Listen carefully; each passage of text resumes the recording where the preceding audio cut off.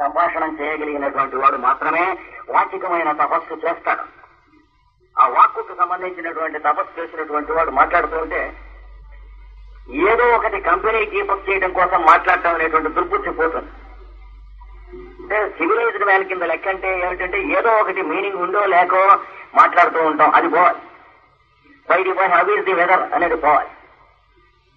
లేదా టెలిఫోన్ లో ఫ్రెండ్ని పిలిచి మీ డాక్ ఎలా ఉన్నది, ఏమిటి, ఎట్లా ఉన్నారు, నువ్వు ఎన్నింటికి నిద్రలు ఇచ్చావు, నువ్వు ఎన్నింటికి పడుకుంటావు, బయటికి పోయి ఇవాళ సాయంత్రం ఎక్కడికి వెళ్తావు, ఇవన్నీ పోవాలి. యోగాభ్యాసం చేయదలుచుకున్న వాడికి అందరికీ కాదు, మిగిలిన వాళ్ళు వాళ్ళ ఇష్టం. వాళ్ళకి తాను ఎవరితో మాట్లాడితే ఇన్ఫర్మేటివ్ అంటే వాడికి కావాల్సిన ఇన్ఫర్మేషన్ ఇవ్వటానికైనా మాట్లాడాలి. ఏదైనా అడిగారు అనుకోండి, ఫలానా ఊరు పెడుతున్నాను, ఇట్లా అక్కడ కొంత ఒక 5-6 రోజులు ఉండాలిట, మీకు తెలిసిన వాళ్ళు ఎవరన్నా ఉన్నారా, నాకు కొత్త అంటే మనకు తెలిసిన వాళ్ళు ఎవరన్నా వాడిని ఇంట్రడ్యూస్ చేయడానికి కానీ వాడికి సహాయం చేయడానికి కానీ ఏదో మాట్లాడేటువంటి మాట సార్థకమైనటువంటి మాట. అలాగే ఏదన్నా పాఠం చెప్పారనుకోండి, ఒక విషయం వివరించారనుకోండి, ఇది నాకు బోధపడలేదు చెప్పండి అంటే వివరించినటువంటిది. ఇలాగా ఏదో ఒకటి ఉపయోగించేది. ఈ తీసుకెళ్లి అక్కడ కబురు చెప్పమన్నారు అనుకోండి, తీసుకెళ్లి కబురు చెప్పేందుకు.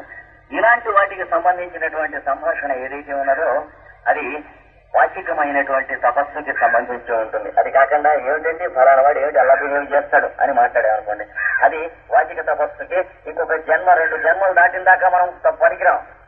ఏమిటి వాడు అలా ప్రవర్తిస్తాడు, అది వాడితో అని ఉండాల్సింది వీడితో అంటున్నాం. అంటే ఏమిటి, commenting upon A person in his absence behind the back. అది వెళ్ళిన కొన్ని జన్మల తర్వాత వరకు గానీ మనం సుఖ జీవనానికి గానీ మనస్సు ప్రశాంతికి గానీ యోగాభ్యాసానికి గానీ పనికిరాం. మళ్ళీ 4-5 సెప్టెంబర్లో మార్చిలు వెళ్ళాలి. చూసారా? అంటే వాచికమైన తపస్సు జరగాలంటే ఏదన్నా ఎవరి గురించి అయినా నెగిటివ్ గా చెప్పదలుచుకున్నట్టయితే వాడిని ఒంటరిగా పిలిచి చెప్పు. సామాన్యంగా వాడిని ఒక్కడిని అవాయిడ్ చేసి మిగిలిన వాళ్ళకి చెబుతాం. కొన్ని జన్మల వరకు యోగాభ్యాసానికి పనికిరాం, సుఖ జీవనానికి నోచుకోం. ఎందుకంటే వాడు వాడితో ఎలాగో అంటాడు, వాడు ఇంకోటితో అంటాడు, వాడితో కలిసి వీడి మీద అంటారు. కలుషితమైనటువంటి వాతావరణం మనం సృష్టించి, అలాంటి మనమే సృష్టించుకున్న వాతావరణంలో మనమే ఏమిటో కంపు కొడుతుంది, సొసైటీ కంపు కొడుతుంది, సంఘం అంతా పాడైపోయింది అనేటువంటి దొంగ కబుర్లతో మనమే జీవిస్తాం. అందుకని వాచికమైన తపస్సు ఆచరణ అనుష్ఠానము అనే దానికి సంబంధించిందిగా చెప్పాడు కానీ కళ్ళు మూసు కూర్చున్నదిగా చెప్పలేడు. అనుద్వేగకరమైనటువంటి వాక్యం అన్నమాట. సాధన ఎంత చేసుకోవాలి రోజు దినచర్యలో నిత్యం జీవితంలో. పాఠం చెబుతున్నాం అనుకోండి పిల్లలకి, మనం నమ్మినటువంటి ఒక పార్టీని గురించో ఒక మతాన్ని గురించో బోధ చేయడం మొదలెట్టాం అనుకోండి, అవన్నీ మనమే. వాడికి కావాల్సింది పాఠం కానీ పాఠం అంటే వాడికి కావాల్సింది చెప్పడం తప్ప మనం రుద్దదలుచుకున్నది రుద్దడం కాదు. ఇవన్నీ పోవాలి. అంటే ఇండాక్ట్రినేషన్ చేయడం మొదలెట్టాం అనుకోండి మనం ఒక పార్టీని గురించి, వాడికి అవన్నీ పోవాలి. అంటే మనకేదో చేద్దామనేటువంటి దుర్బుద్ధి పోవాలి. వాడికి ఏం చేయాలో అప్పుడు చేయడం మొదలెడతాం. అంటే ఇంట్రెన్సిక్ గా అప్పుడు ఏమవుతుంది, మనలో వాంగ్మయ తపస్సు వస్తుంది. ఆ పైన శారీరక తపస్సు, కాయికమైన మానసిక తపస్సు, వాంగ్మయ తపస్సు, శారీరక తపస్సు అన్నాడు మూడవ. శారీరక తపస్సు అంటే ఏంటి? ఈ శరీరాన్ని వంచండి, పని చేయించండి. నీళ్లు తోడితే స్నానం చేస్తున్నాం. మా ఇంట్లో పిల్లలు ఎవరో స్నానానికి నీళ్లు తోడితే నేను స్నానం చేస్తాను. యోగాభ్యాసానికి పనికిరాను. బావిలో నీళ్లు తోడుకుని స్నానం చేసి చూడండి, పనికొస్తాం. బాగెక్కర్లేదు, పంపులు కావాలి, అయితే పంపు దగ్గర మీరు నీళ్లు తోడుకుని చూడండి, పనికొస్తాం. పంపు దగ్గర ఇంకోటి నీళ్లు తోడితే మనం స్నానం చేస్తే యోగాభ్యాసానికి గ్యారెంటీగా ముందు ఈ జన్మకు పనికిరాము, వచ్చే జన్మ సంగతి తర్వాత. అంటే శరీరాన్ని వంచండి, వంచి పని చేయించండి. మీ పని కొంతైనా శరీరంతో చేయించి, మీకు కాకుండా మిగిలినటువంటి వాళ్ళకి పనికి వచ్చేటువంటి పని ఏదన్నా శరీరంతో మనం మెంటల్ వర్క్, ఇంటలెక్చువల్ లేబర్ చేస్తున్నాం అనే కోటలు మానేయాలి. ఇంటలెక్చువల్ గా చేసేది వర్క్ కాదు, లేబరు కాదు. ఫిజికల్ గా చేసేది వర్క్, ఫిజికల్ గా చేసేది లేబరు. అది లేకపోతే మైండ్ పనికిరాదు, మెంటల్ హెల్త్ ఉండదు. అది తెలుసుకోవాలి. కనుక కర్మయోగం అనేటువంటి పెద్ద పేరు పెట్టి కోతలు కొయ్యకుండా చిన్న పేరుగా పెట్టారు వాళ్ళు కర్మయోగం అని. దాన్ని పెద్ద పేరు చేసి ఎగ్గొట్టేశాం మనం. మొట్టమొదటి పెట్టినప్పుడు కర్మయోగం అనేది చాలా చిన్న పేరు. అంటే యోగాభ్యాసానికి కంట్రిబ్యూట్ చేసేటువంటి కర్మ చేయండి అన్నారు కర్మయోగం అంటే. కనుక శారీరకము కాయికమైనటువంటి తపస్సు చేయడం అది కూడా చెప్పారు. చెప్పి అంటే ఇవన్నీ కూడా చేయవలసినవి చేయడం, చేయదలసినవి మాంతాం. వీటన్నిటి చేయదలిచినటువంటివన్నీ ఎగిరిపోతాయి. టైం ఉండదు చేయదలిచిన వాటికి చేయడానికి. మనం ఏదో హైదరాబాద్ లో సినిమా పెడితే ఎట్లా ఉంటుంది, లేదా బిజినెస్ పెడితే ఎట్లా ఉంటుంది, ఇలాంటివే ఉండవు. ఎట్లా పెట్టవలసిన సిచ్యువేషన్ వస్తే పెడతాం, అంతేగాని పెడితే ఎలా ఉంటుందో చూడటానికి గమ్మత్తుకి పెట్టి చేయగలుచుకోం. మన చెయ్యి, మనతో పాటు పెట్టుబడి పెట్టిన వాడు ఇంకోటి చెయ్యి, ఇవి కలుసుకోం. వ్యాపారం చేసేటువంటి దాంట్లో వాడు వ్యాపారం చేసేవాడు వ్యాపారమే చేస్తాడు యోగాభ్యాసం చేస్తే, ఉద్యోగం చేసేటువంటి వాడు ఉద్యోగమే చేస్తాడు. నేను ఈ పని కాకుండా ఇంకోటి చేస్తే అనేటువంటిది ఉండదు. దేవాలయంలో దేవుడు అర్చన చేస్తున్నటువంటి వాడు నాకు ఏదైనా పెద్ద ఉద్యోగం వస్తే అన్నాడు అనుకోండి, వాడు దేవాలయంలో దేవుడు అర్చన చేయడం అనేది ఆత్మద్రోహం, దైవద్రోహం. ఎందుకంటే దేవుడి మీద నమ్మకం లేని నాస్తికుడు, పాషండు అయి ఉంటాం చేతతాం ఇంకొక పెద్ద ఉద్యోగం వస్తే బాగుండు, ఈ లోపల దేవుడు అర్చన చేస్తున్నాను అనుకున్నాడు అనుకోండి, వాడు నాస్తికుడు దేవతార్చన చేయొచ్చా? పాషండును ఏం చేస్తున్నావు అంటే కడుపు కోసం చేస్తా, అవి చేయకూడదు. అది అట్లాంటివి మానేయాలి. తనకి దీని ఎందు విశ్వాసం లేనప్పుడు ఆ పని చేయకూడదు. తలచిన పని ఇంకో చోట ఉంది, బలవంతాన చేస్తున్నాడు ఇక్కడ, అంటే గతి లేక చేస్తున్నాను అనుకుని చేస్తున్నాడు దేవతార్చన. కొంతమంది పౌరోహిత్యం చేసేవాళ్ళు కూడా మా విశాఖపట్నం జిల్లాలో చూశాను, ఇక్కడ ఉందో లేదో తెలియదు. దేవుడి మీద నమ్మకం లేనటువంటి పరమనాస్తికులు కూడా పొట్ట కోసం పౌరోహిత్యం చేసేవాళ్ళని లేరు. అంటే ఆత్మవంచన చేసుకోకూడదు, అదొకటే. దేవుడు నాస్తికుడు అయితే నాస్తికుడుగానే బతుకు, ఏం పర్వాలేదు, తప్పులేదు. నాస్తికుడైనా ఆస్తికుడైనా ఒకటే. దేవుడు మన ఓటు అడుక్కునే ముష్టివాడు కాదు. చూసారా, నువ్వు ఓటేయండి మేము మిమ్మల్ని పరిపాలిస్తానని అడుక్కునేటువంటి ముష్టివాడు మన్నే పరిపాలిస్తాడు. దేవుడికి మన ఓటు అక్కర్లేదు. మనం వాడిని నమ్మినా వాడిని నమ్మకపోయినా మనలో అంతర్యామిగానే ఉన్నాడు. ధ్యానం చేస్తే వాడికి నిశ్చలత్వం ఇస్తాడు, మనసుకి చిత్తవృత్తి నిరోధం మొదలైనటువంటివి ఇస్తాడు. మనం అనేటువంటి రూపంలోనే వెలుగుగా వెలుగుతూ ఉంటాడు.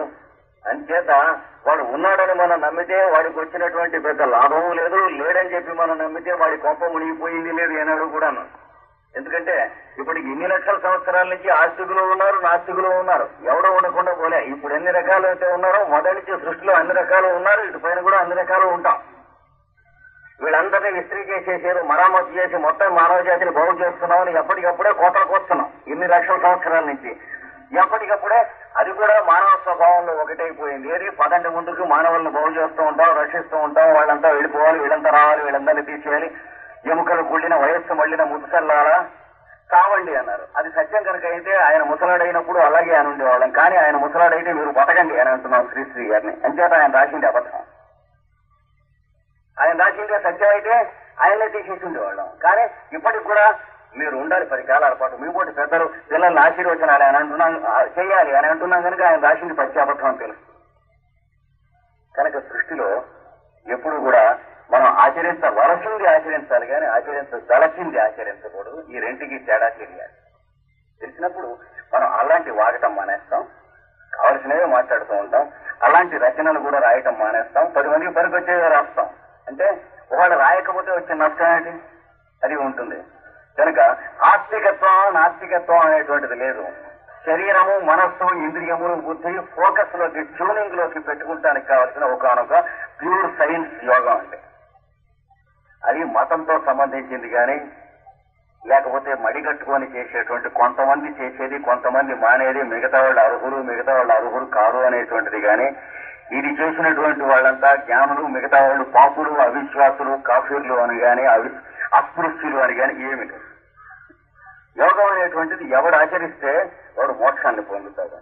మోక్షం అనేటువంటి మాటకు అర్థం నిశ్చింతగా ఉన్నటువంటి, దిగులు లేనటువంటి మనస్సుతో, శరీరంతో వాక్కుతో జీవిస్తూ ఉంటుంది పేరు మోక్షం అని అంటారు. అంటే వయస్సుతో సంబంధించినటువంటి ధర్మాలు నడుస్తూ ఉంటాయి. వాటి గురించి మనస్సు బాధ పెట్టుకోకుండా, చుట్టుపక్కల వాళ్లలో ఉన్నటువంటి పొరపాట్లు మనలో ఉన్నట్లే పొరపాట్లు ఉంటూ ఉంటాయి. వాటిని గురించి బాధ పెట్టుకోకుండా పరిపూర్ణమైనటువంటి మనస్సుతో, పరిపూర్ణమైనటువంటి శరీరంతో, పరిపూర్ణమైనటువంటి వాక్కుతో, ఈ ఉన్నటువంటి ఓపికతో చిట్ట చివరి క్షణం వరకు కూడాను ప్రవర్తిస్తూ, సంతోషంగా ప్రవర్తిస్తూ ఉండేటువంటి సామర్థ్యము కలుగుట యోగాభ్యాసం అని అంటారు. ఎదుటి వాళ్లలో లోపాలు పోవాలి అని మనం అనుకున్నా యోగాభ్యాసం యోగాభ్యాసానికి లాభం లేదు. మన కర్తవ్యం మనకు గోచరించాలనేది ఒకటే యోగాభ్యాసానికి కావాల్సినది. ఏమన్నా లోపాలు పోవాలంటే మనలో ఉన్నటువంటి లోపాలు పోవటానికి మనం ప్రయత్నం చేసుకోవాలి. కానీ ఎదటి వాళ్ళలో ఉన్నటువంటి లోపాలు లోకమరమ్మతు అనేటువంటిది, నేను నిన్ను సర్దడానికి ప్రయత్నం చేస్తే నువ్వు నన్ను సర్దడానికి ప్రయత్నం చేస్తావు, ఏమీ లాభం లేదు. నన్ను నేను సర్దుకుంటానికి ప్రయత్నం చేయడంలో వాడు కొద్ది గొప్ప సక్సెస్ కనుక అయితే, నా ప్రెజెన్స్ లో ఉన్నప్పుడు నువ్వు కూడా నీ లిమిట్స్ లో ఉండటానికి ప్రయత్నం చేస్తావు కనుక నువ్వు నిన్ను సర్దుకుంటానికి ప్రయత్నం చేస్తావు. చూడండి, మాట తేడా రాకుండా అన్నటువంటి మాట నిలబెట్టుకుని ఎదటి వాళ్ళకి చేసి పెడతాను అన్నటువంటి పని చేసి పెట్టినటువంటి వాడి దగ్గర మిగతా వాడు కూడా లావాదేవీల్లో జాగ్రత్తగా ఉండాలి అక్కర్లేదా? ఉండి తీరుతారు చచ్చినట్టు. అలాగా మన లోపాలు మనం సవరించుకుంటూ ఉన్నప్పుడు ఎదుటివాడు లోపాలు ఉన్నా కానీ మన దగ్గర ఉన్నంతసేపు అయినా సవరించుకుని ప్రవర్తించడానికి ప్రయత్నిస్తాడు. కానీ ఇంకొక రకంగా దుష్ప్రవర్తనకి సాధ్యం లేదు, మనకు వాడితో కక్కుర్తి ఉంటే తప్ప. ఇది ఎప్పుడూ సత్యం. ప్రపంచంలో ఎవరినైనా మోసగించినా ద్రోహం చేసినా యువతల మోసగింపబడ్డవాడికి కూడా ఆ ఫిట్నెస్ ఉండి వాడితో కక్కుర్తి ఉంటే తప్ప మోసం సాధ్యం కాదు, ద్రోహం. అందుకని మన లోపాలు మనం ఎప్పుడైనా తీర్చుకుంటానికి వ్యక్తిగతంగా మనం ప్రయత్నం చేస్తూ ఉన్నప్పుడు మిగతా వాళ్ళు కూడా వాళ్ళ లోపాలు వాళ్ళు తీర్చుకుంటానికి ప్రయత్నం చేయటమే జరుగుతుంది. కానీ వాళ్ళ లోపాలు మనం తీర్చడానికి ప్రయత్నం చేసినప్పుడు మన లోపాలు వాళ్ళు తీర్చడానికి ప్రయత్నం చేస్తారు, ఎవరి లోపాలు తీరు. ఇది రెండవ స్టెప్ యోగాభ్యాసంలో కావాల్సినటువంటిది. ఎవరి లోపాలు ఎవరు తీర్చాలి, ప్రపంచంలో ఎవడు రైతు అని ఆలోచించినటువంటి వాడు ఎన్నడూ సుఖపడలేదు. మనం చేయవలసిన పని ఏమిటో తెలుసుకున్నటువంటి వాడు సుఖపెట్టాడు. కానీ ఈ ప్రపంచంలో ఏ టీవీ రైటు, ఏ మతం వాడు రైటు, ఏ మతం వాడు తప్పు, ఏ పార్టీ వాడు రైటు, ఏ పార్టీ వాడు తప్పు, ఎవడు చెప్పింది రైటు, ఎవడు చెప్పింది తప్పు అని ఆలోచించిన వాడు ఏనాడు సుఖపడి బతికి బట్టగట్లేదు ఈ ప్రపంచంలో. ఎందుకంటే ఇందరి ప్రవర్తనంతో కూడినటువంటి సృష్టి మొత్తం పేరు రైట్ అంటారు, కానీ ఎవడి ప్రవర్తన రైట్ అని అనరు. ఏ మతం రైటు అంటే ఇన్ని మతాలు పెట్టినటువంటి మొత్తం మానవ జాతి యొక్క స్వభావం పేరు సృష్టి అంటారు. ఆ సృష్టి రైటు తప్ప అందులో ఏ ఒక్కడూ రైటు కాదు, ఇది తెలుసుకోవాలి. అందుకని ఎవడి మార్గాన వాడు రైట్ అనేటువంటి సాధించుకుంటూ ఉంటాడు.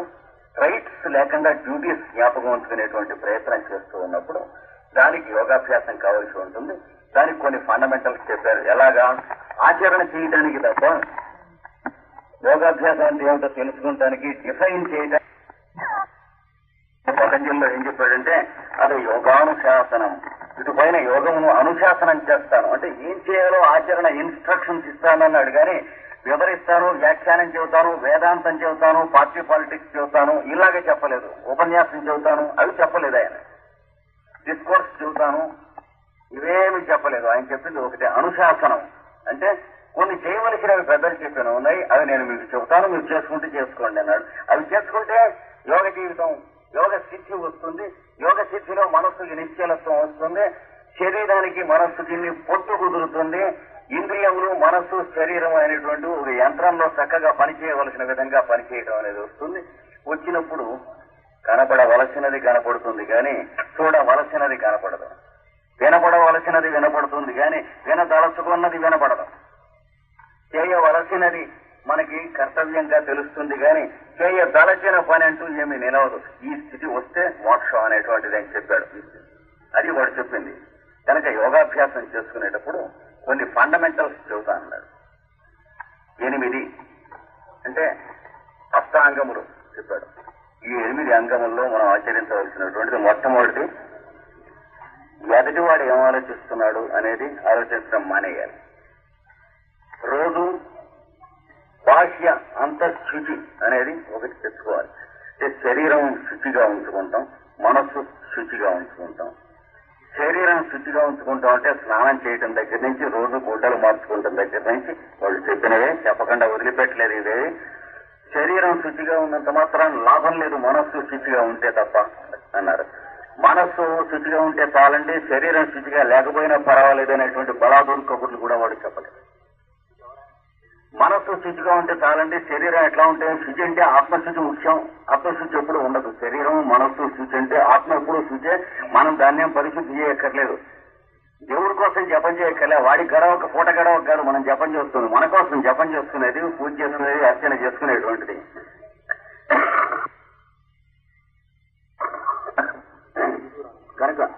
శుచి మొదలైనవి సాధించుకుంటే మన శరీరానికి, మన ఇంద్రియానికి, మన మనస్సుకి సంబంధించినవి కానీ ఆత్మకు సంబంధించింది కాదు. ఆత్మ ఎప్పుడు శుచిగానే ఉంటుంది. దానికే ఎప్పుడు కూడా కొంప మునగలగా ఉంటారు. ఆత్మ దగ్గరికి వెళ్ళేటువంటి సాధకుడు ఎవడైతే ఉన్నాడో వాడికి శుచిత్వం అనేటువంటిది, ఆ శుచిత్వానికి ఆహార శుచిత్వం కూడా పెట్టుకొని, అనగా శాకాహారమో మాంసాహారమో అనేటువంటి పిచ్చి కబుర్లు కూడా వాళ్ళు చెప్పలేదు. సంపి తినటమా సంపక తినటమా అనేది చెప్పారు. అంటే జంతువునైనా సరే సంపక తింటే పాలు, పెరుగు మొదలైనటువంటివి పనికొస్తాయి. చెట్లనైనా సరే దుంప తెంపినట్లయితే పనికిరాదన్నారు. అంటే పండ్లు పండితే రాలితే తినండి, ఆకులు వాటంతట రాలితే నీళ్లలో కడుక్కొని తినండి, నీళ్లలో తాగండి. ఇది యోగాభ్యాసానికి, నీళ్లు తాగండి, ఇది యోగాభ్యాసానికి చెప్పింది. పాలు, పండ్లు మొదలైనటువంటివి తీసుకోండి, కాయలు మొదలైనవి తీసుకోండి. ధాన్యం ఒక విత్తనానికి 1000 విత్తనాలు పుడతాయి కనుక మీరు 900 విత్తనాలు పలహారం చేసి భోంచేసేసిన 100 విత్తనాలు భోజనానికి పొలంలో వేసుకోండి. వేయించి కౌలుకిచ్చి చేయించినటువంటి వాళ్ళని యోగాభ్యాసానికి పనికిరాం. మొట్టమొదటి మాట. మనం ఏదన్నా మనం కూడా పొలంలోకి వెళ్లి పనిచేయడానికి ఏమన్నా పనికొస్తేనే పనికొస్తాం. వాళ్ళు చెప్పిన వాళ్ళు అది చెప్పిన, అది లేకపోతే ఏమవుతుంది? పొలాలు ఎత్తేసి అక్కడ సిటీస్ కట్టడం, అక్కడ టెక్నాలజికల్ ల్యాబొరేటరీస్ కట్టడం, తిండి దొరక్క మిగతా దేశాలకి దేహి అని భిక్ష అడుక్కుంటాం మొదలైనవన్నీ వస్తాయి. ఇవన్నీ జరుగుతూ ఉన్నాయో మనం చూస్తాం. కనుక వాళ్ళు చెప్పినటువంటి గింజలు మానేసి డబ్బులు మూట కట్టుకుంటాం చెప్పలేదు. డబ్బులు మూట కట్టుకుంటే డీవాల్యుయేట్ అయిపోతాయి. ఇంటర్నేషనల్ లోన్ తీసుకుంటే దమ్మిడికి పనికిరాదు. ఏ దేశం కూడా ముష్టెత్తుకుపోవడానికి పనికొస్తుంది. మనకు తెలుసుకున్నవన్నీ కూడా. కనుక వాల్యూ ఎప్పుడు దేంట్లో ఉంది? మనిషి, చెట్టు ఇచ్చేటువంటి పండ్లు, కాయలు, ధాన్యాలు, జంతువు, జంతువు చెట్టు మనిషి, జంతువు చెట్టు మనిషి, సింబయాసిస్ ట్రయాంగిల్. దీన్నే జెనీవాలో మేము స్థాపించినటువంటి విశ్వవిద్యాలయంలో సింబయాసిస్ ట్రయాంగిల్ అని ఒక ప్రత్యేక సబ్జెక్ట్ పెట్టి దానికి టెక్స్ట్ బుక్ ఇప్పుడు రాస్తున్నాను. అక్కడ ఇది ఒక వేరే సబ్జెక్ట్ కింద పెట్టాం. అలాగే సోషియో ఎకనామిక్ ట్రయాంగిల్ అని చెప్పి ఇంకొక సబ్జెక్ట్ పెట్టాం. మనం ఆచరించవలసిన పని, దానివల్ల మనకు వచ్చేటువంటి జీతము, దానివల్ల మనకు వచ్చేటువంటి సదుపాయములు, ఈ మూడింటితో ఎక్కడ మొదలెట్టి ఎక్కడ ఎండవాలి. మనం డ్యూటీ చేయడం ఎందుకు? జీతం కోసం. జీతం రావడం ఎందుకు? మనకు కావాల్సిన వస్తువుల కోసం. అక్కడికి వెళ్ళి ఆగిందనుకోండి, అంటే నొమాడిక్ ట్రైబ్ అయిపోతుంది. గిరిజనులు హరిజనులను కూడాను ఉత్తములు చేసే బదులు అందరం గిరిజనులు హరిజనులు అయిపోతాం. అలా కాదు చేసేది. మనకి శరీర పోషణ ఎందుకు? దీనికి సుఖం ఎందుకు? అంటే మనం ఆచరించవలసిన కర్మ ఆచరిస్తూ ఉండేందుకోసం. డ్యూటీ చేస్తూ ఉంటే రెమ్యూనరేషన్ ఇస్తుంది. రెమ్యూనరేషన్ చేస్తే మనకు కావాల్సిన రిక్వైర్మెంట్స్ వస్తాయి. రిక్వైర్మెంట్స్ చేయడం ఎందుకంటే డ్యూటీ చేయడం కోసం. అది మొదటి జరుగుతూ ఉంటేనే మిగతా జరుగుతూ ఉంటాయి. కానీ లేదా భ్రష్టు పట్టిపోతుంది సంఘం. దానికి నిదర్శనం 20th సెంచరీ. అంతకంటే ఇంకేం లేదు. ఇంటర్నేషనల్ గ్లోబల్ వార్సే. మనకు రావాల్సిన జీతం కోసం మనం ఉద్యోగం చేయడం. జీతం ఎందుకంటే మనకు రావాల్సిన తిండి, తిప్పలు, ఇల్లు, వాకిలి, పడక వీటి కోసం అన్నప్పుడు మానవ జాతి మట్టి కొట్టుకుపోతుంది. అంటే 1 2 3 దగ్గర వచ్చి ఆగుతుంది. అలా కాకుండా ఇది రావడం ఎందుకు అంటే మనం మళ్ళీ ఆ పని ఆగకుండా చేస్తూ ఉండటం కోసం. ఏ పని చేస్తూ ఉండటం వల్ల అయితే మనకి తిండి తిప్పలు వస్తున్నాయో ఆ పని ఆగకుండా చేస్తూ ఉండేందుకోసం, దానికి విఘ్నం రాకుండా ఉండేందుకోసం. అంటే ధర్మం, అర్థం, కామం. ధర్మం కోసం అర్థకామాలు తప్ప అర్థము, కామము కోసం ధర్మం కాదనేటువంటి రహస్యం తెలియాలి ఏ సంఘానికైనా. దీన్నే సోషియో ఎకనామిక్ ట్రయాంగిల్ అనేటువంటి పేరుతో ఇంకొక సబ్జెక్ట్ కింద జెనీవాలో మా యూనివర్సిటీలో పెట్టాము. దానికి కూడా టెక్స్ట్ బుక్ రాస్తూ ఉన్నాను. ఇవి కావలసినటువంటి సబ్జెక్ట్స్. జెనీవా యూనివర్సిటీలో ఈ రెండును ప్రధానమైనటువంటి సబ్జెక్ట్స్. అది సైన్స్ ఆఫ్ మ్యాన్ అని అసలు అక్కడ ఉన్న సబ్జెక్ట్ పేరు. దాంట్లో ఉన్నటువంటి 2 సబ్జెక్ట్స్ ఇప్పుడు నేను చెప్పినవి. ఇవి నా సొంతం కావు. పతంజలి యోగ సూత్రాలు, భగవద్గీత వీటి మీద ఆధారపడి, పురాణములు, ఉపనిషత్తులు, వేదములు వీటి మీద ఆధారపడి, ఇతిహాసములు వాటి మీద ఆధారపడి వాళ్ళు చెప్పినటువంటివి తీసుకొచ్చి మనకు అర్థమయ్యే భాషలో డైల్యూషన్, నీళ్లు కలిపి బాగా మందు డైల్యూట్ చేసినట్లుగా. మోడర్న్ మ్యాన్ కి మనకి ఎంత డైల్యూట్ చేస్తే మాత్రమే జీర్ణం అవుతుందో అంత డైల్యూట్ చేసినటువంటివి తప్ప సొంతంగా చెప్పిన విషయాలు కావు. ఎందుకంటే వాళ్ళు ఇచ్చినటువంటివి మనం వాడుకుని మనం సొంతంగా చెప్పాము. మనం వాళ్ళని తప్పుకోక్కర్లేదు, స్క్రిప్చర్స్ అక్కర్లేదు, గురువులు అక్కర్లేదు. ఎవరికి వాడు ఉత్తముడు అవుతాడు చాలంటే అది పాషండత్వం అవుతుంది. అంటే చెప్పినవేమో వాళ్ళు చెప్పేవే చెబుతున్నాం. ఇటు కృష్ణమూర్తి గారు చెప్పినట్టు అవుతుంది. ఏమన్నారు?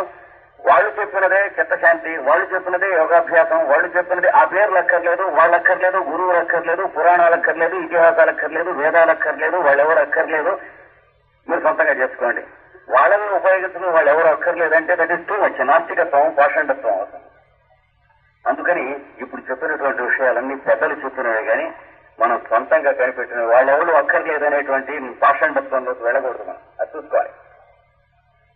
అందుకని యోగాభ్యాసం మనం చేస్తూ ఉన్నప్పుడు శరీరము, మనస్సు, ఇంద్రియములు వీటిని ఫోకస్ లోకి తీసుకురావడం కోసమని అంతఃశుద్ధి, బహిశుద్ధి చేసుకుని తర్వాత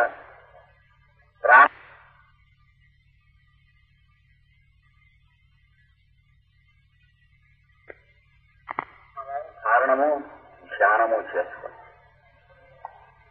ప్రాణాయామం కోసం ప్రశాంతమైనటువంటి శ్వాసను ఉచ్ఛ్వాస నిశ్వాసములను సాధించుకొని శ్వాసని బెరడగొట్టి అది కుంభకం అని చెప్పడం అనేటువంటిది భగవద్గీత చెప్పలేదు, పతంజలి చెప్పలేదు, పూరక కుంభకరేఖిగా అవి చెప్పలేదు.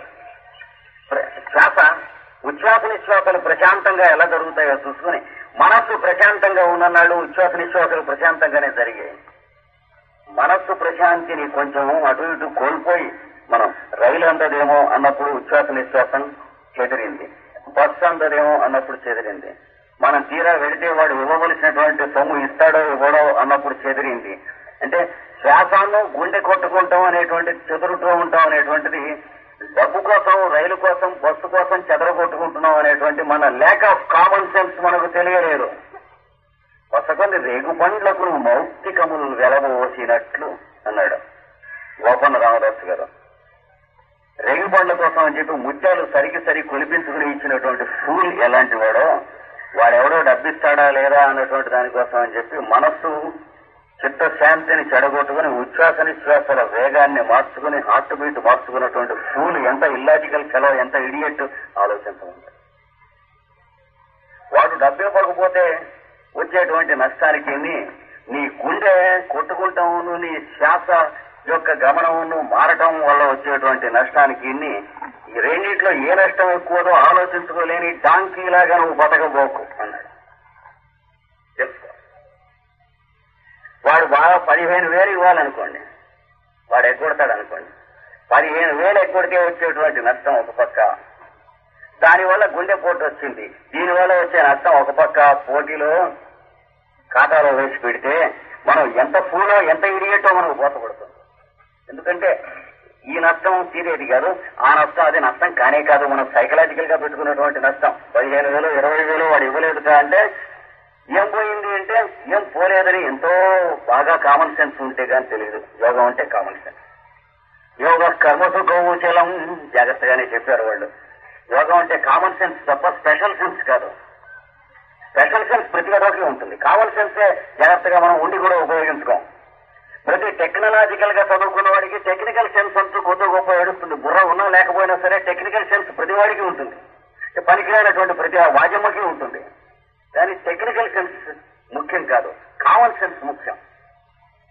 దాని గురించి అందుకనే కామన్ సెన్స్ ఉండి కూడా అంత కామన్ గా వాడుకోలేమంటూ ఎగతాళిగా ప్రైవేట్స్ కి ఒక మాట చెప్పింది.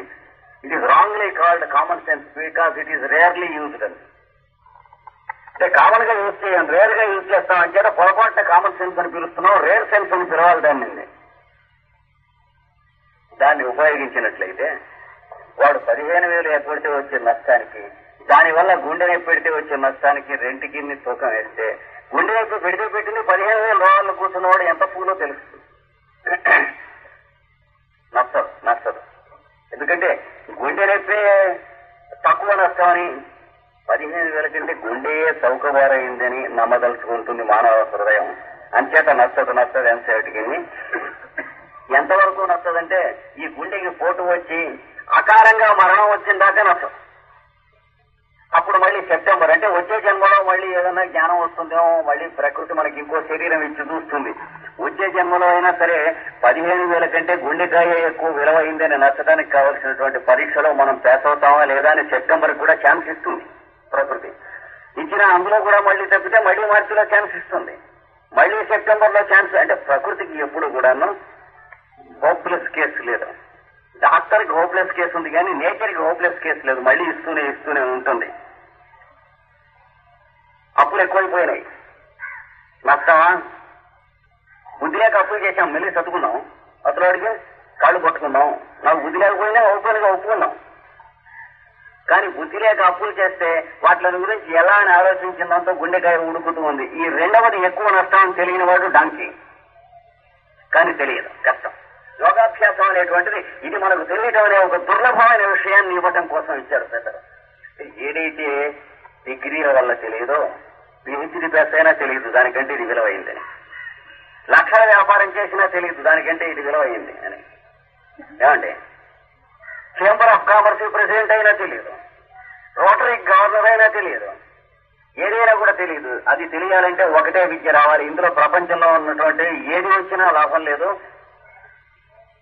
కామర్స్ లో ఉన్న సమస్త పుస్తకాలు చదువుకున్నా లాభం లేదు. మెడిసిన్ లో ఉన్నటువంటి సమస్త పుస్తకాలు చదువుకున్నా, లాలో ఉన్నటువంటి సమస్తం చదువుకున్నా, ఏది చదువుకున్నా లాభం లేదు. ఒక యోగ విద్య, దాని అభ్యాసం. యోగ విద్య అంటే, యోగాభ్యాసం అంటే ఏమిటో లిటరేచర్ చదువుకుంటాం కాదు. ఏది క్రికెట్ కామెంటరీ విన్నట్టు. క్రికెట్ కామెంటరీ వింటే మనకు క్రికెట్ వస్తుందా? క్రికెట్ ఆడలేని నపుంసకులు కామెంటరీ వింటాం కానీ క్రికెట్ ప్లేయర్ అవుతాడా క్రికెట్ కామెంటరీ విన్నటువంటి ప్రతి నపుంసకుడును? అలాగే యోగాభ్యాసాన్ని గురించి లిటరేచర్ చదివితే యోగాభ్యాసం అవుతుంది. యోగం అభ్యాసం చేస్తే యోగాభ్యాసం అవుతుంది. అది విద్య ఎప్పుడవుతుంది? అందుకనే యోగా అభ్యాసం అన్నారు. అంతేగాని యోగా లిటరేచరు, యోగ వాంగ్మయము, ఇప్పుడు ఆంధ్ర వాంగ్మయం, సంస్కృత వాంగ్మయం అన్నట్లు యోగ వాంగ్మయం అన్నారా? అనలేదు, యోగ అభ్యాసం అన్నారు. అంటే అందులో చెప్పడానికి చాలా తక్కువను, ఆచరించడానికి ఎక్కువ ఉన్నాయని ఆయన చెప్పేవేం లేవన్నారు యోగాభ్యాసం. రోజు కసరత్తు చేస్తే కండలు వస్తాయిట అని ఎన్ని వాల్యూమ్స్ రాయాలి? ఎన్ని వాల్యూమ్స్ అక్కడ ఒక సెంటెన్స్ చాలు. ఇన్ఫర్మేషనే కదా. అయితే కండలు ఎలా వస్తాయండి? అది చేస్తే వస్తాయండి. ఆ ఒక్క సెంటెన్స్ లో చెప్పింది చేస్తే వస్తాయి. సరేనండి, మరి కండలు రావాలండి ఇప్పుడు ఎంత చేస్తేనే వస్తాయి. మళ్ళీ అడిగినా అంతే. ఇంగ్లీష్ లో అడిగినా అంతే, తెలుగులో అడిగినా అంతే, పిహెచ్డీలో అడిగినా అంతే, డిగ్రీలో అడిగినా అంతే, ఎందులో అడిగినా అంతే. కనుక మనం బాడీని, మైండ్ ని, సెన్సెస్ ని ట్యూన్ చేసుకుంటే యోగాభ్యాసం వస్తుంది. దానికోసమే యోగ విద్య మాస్టర్ సివివి గారు కానీ, అరవింద యోగి కానీ, రమణ మహర్షి కానీ, పిల్లర్స్ ఆఫ్ సొసైటీ శ్రీకృష్ణుడు కానీ, శ్రీరాముడు కానీ సంఘం నిర్మాణం చేయడానికి వాళ్ళు పుట్టారు. బాగుపడదలుచుకున్న రోజున మనకి అవి నచ్చుతాయి. ఏనాడైనా సరే ఈ ఫాదర్స్ ఆఫ్ సొసైటీ అంటే వాళ్ళు ఇచ్చినటువంటిది యోగాభ్యాసం. వాళ్ళు దేవుళ్ళు కాబట్టి గొప్పతనం కాదు, వాళ్ళు ఆచరించవలసినది ఇచ్చినటువంటి వాళ్ళు కనుక ఇది చేయనాయనా అని చెప్పగలిగినటువంటి వాడు ఎప్పుడు గొప్పవాడు. ఫిలాసఫీ చెప్పేవాడు, పాలిటిక్స్ చెప్పేవాడు, లోకం అదైపోతుంది ఇదైపోతుందని కోతలు వేసేవాడు, వాడి వల్ల మనకేం ఉపయోగం లేదు. మనం ఆచరించవలసిన రెండో మూడో ముక్కలు చెప్పగలిగినటువంటి వాడు, అవి ఆచరిస్తే ఎవరు ఆచరించినా సరే ఫుల్ ప్రూఫ్ గా బాగుపడటం అనేటువంటివి ఉన్నవి, అవి కావాలి ముఖ్యం. ఇది యోగాభ్యాసంలో ఇచ్చారు కనుక రోజు ఈ ట్యూనింగ్ కాసేపు చేసుకోండి. ప్రేయర్ లో ఏం చేసుకోవాలి? కూర్చుని ప్రాణాయామం, ప్రత్యాహారము, ధారణము అభ్యాసం చేసి. అంటే ఎట్లా అభ్యాసం చేస్తాం? కన్నులు మూసుకుని శ్వాస మనకి లయ, తాళము, ఛందస్సు తప్పింది. ఎందుకని? రోజుకి కొన్ని వేల మాటలు మనస్సుని రైలు అందుతుందే అందదా, కారు అందుతుందే అందదా, విడితే పని అవుతుందే అవదా, వాడు మనకి డబ్బులు ఇవ్వాల్సిన వాడు ఇస్తాడా ఇవ్వడా, వాడు ఎవడో వస్తాడన్న డబ్బులు మనం ఇవ్వాల్సిన వాడు వచ్చి వాళ్ళకి కనిపిస్తాడా అప్పులాడు. వీటన్నిటితో శ్వాసని గుండె కొట్టుకుంటాన్ని రోజుకు కొన్ని వేల మాటలు పాడు చేసుకున్నాం మనం. దాన్ని మళ్ళీ చిన్నగా స్థాపించుకోవాలి, ఎస్టాబ్లిష్ చేసుకోవాలి. మొట్టమొదట మనం పుట్టినప్పుడు చిన్నతనంలో బాధలేమి ఎరగనటువంటి రోజుల్లో ఉచ్ఛ్వాస నిశ్వాసలు గాని, హృదయ స్పందనం గాని ఒక సంగీతంగా, తాళలయాత్మకంగా, ఛందోమయమైనటువంటి పద్ధతిగా నడిచింది. దాన్ని చేతులారా మనమే చెడగొట్టుకున్నాం. దాన్ని మళ్ళీ రీఎస్టాబ్లిష్ చేసుకుంటాం కోసం ప్రయత్నం చేయాలి. ప్రశాంతంగా శ్వాస లోపలికి పీలుస్తూ, ప్రశాంతంగా శ్వాస విడిచిపెడుతూ మనం శ్వాస పీలుస్తూ ఉంటాం. గమనించండి మనస్సుతో. అంటే మైండ్కి ఒక వర్క్ అప్పచెప్పండి. మొట్టమొదట శ్వాస ఎలా పీలుస్తున్నాం, ఎలా వదులుతున్నాం, మూమెంట్స్ ఎలా జరుగుతున్నాయి, ఎవడు ప్రయత్నిస్తున్నాడు శ్వాస పీల్చడానికి వదలటానికి, దాని గురించి మనస్సుతో అబ్జర్వేషన్ మొదలెట్టండి. మాస్టర్ సివివి గారు చెప్పారు, నన్ను ఒక మాట స్మరించి వస్తున్నటువంటి ఐడియాస్ ని నువ్వు అబ్జర్వ్ చేస్తూ ఉండి ఇంకేం చేయక్కర్లేదు అన్నాడు. అంటే ఐడెంటిఫై కాకుండా ఉండే మెథడ్ చెప్పాడు. మనకు వచ్చే ఐడియాస్ తో ఐడెంటిఫై అవ్వడం వల్లే పాడైపోతున్నాం. అది కాకుండా నువ్వు వేరుగా నీకు వచ్చే